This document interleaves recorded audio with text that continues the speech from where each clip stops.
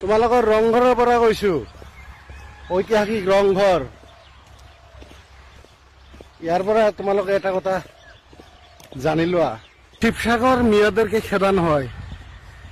এই শিবসাগর থেকেই বলছি আমি যে ভাই, যারা মেয়েদের উপরে অত্যাচার করো, এই দুনিয়াটা তোমরা সৃষ্টি করো নেই, এই দুনিয়া তোমাদের ছেড়ে যেতে হবে। বুঝেছো? বাংলা ভাষা বুঝো কি? তোমালোকৰ ৰংঘৰৰ পৰা কৈছো, ঐতিহাসিক ৰংঘৰ।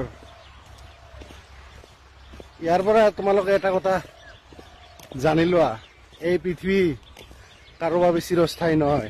ইয়াৰ যিজন ৰজা আছিল, তেখেত কিন্তু আজি নাই, তোমালোকে এৰি যাব লাগিব। গতিকে সাধাৰণ নিৰীহ যিবিলাক মানুহ আছে, যিবিলাক কৰ্মজীৱী, শ্ৰমদান কৰি নিজৰ পৰিয়াল পোহপাল কৰে, তেওঁলোকৰ ওপৰত অত্যাচাৰ নকৰিবা।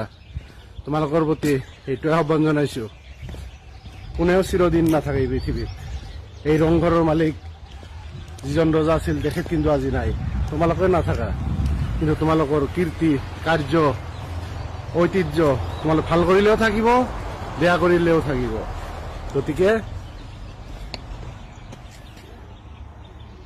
এতিয়া সংশোধন হৈ লোৱা, ভুলৰ শুধৰণি আছে।